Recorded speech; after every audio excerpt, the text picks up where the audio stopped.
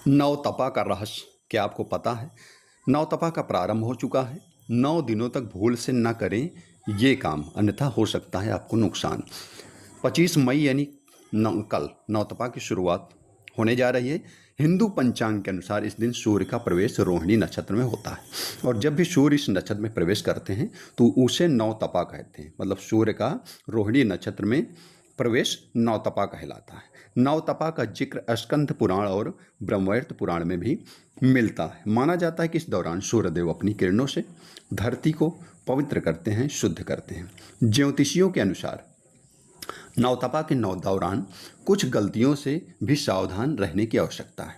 नवतपा के दौरान हम अपने खान पान आचार विचार को शुद्ध रखना चाहिए। इस दौरान मांस मदिरा और जो पीने योग्य और खाने योग्य चीज़ें नहीं हैं उनसे परहेज करना चाहिए और ना ही भोजन में बैगन आदि का प्रयोग करना चाहिए।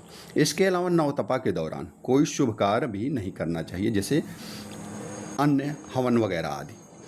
साथ ही नवतपा के दौरान कोई भी मांगलिक कार्य नहीं करना चाहिए, जैसे विवाह, मुंडन, गृह प्रवेश आदि।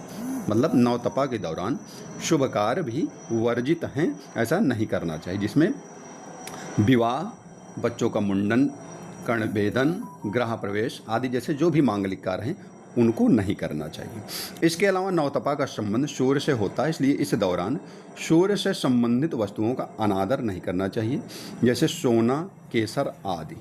साथ ही नवतपा के दौरान खान पान के साथ ही अगर घर पर कोई ज़रूरतमंद कुछ मांगने आता है, जान लीजिए कि यदि कोई ज़रूरतमंद आपके घर कुछ मांगने आ रहा है, याचक आ रहा है, तो उस व्यक्ति को खाली हाथ न भेजें, बल्कि कुछ ना कुछ दान जरूर करें। मतलब नवतपा में दान अवश्य करना चाहिए और दान ऐसे भी करना सुविधाई होता है। किसी ज़रूरतमंद को, किसी गरीब को, किसी साधु संत ब्राह्मण को मंदिर में जाके दान करना। नवतपा में दान का बहुत ही बड़ा महत्व है, इसलिए दान करने से कहा गया है कि जितना हम दान करते हैं उससे कई गुना हमको धन की वृद्धि होके मिलती है। तो नवतपा का भगवान सूर्य से संबंध है और नवतपा में हमको जो है दान आदि अच्छे कार्य करना चाहिए और जो शुभ मांगलिक कार्य हैं, विवाह, मुंडन, गृह प्रवेश आदि जैसे भी, उनको नहीं करना चाहिए। पूजा पाठ जो आप साधारण तौर पर प्रतिदिन कर रहे हैं उनको आप करते रहें।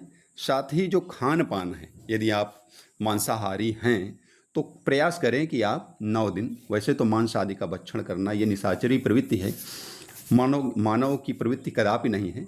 यदि आप कर रहे हैं और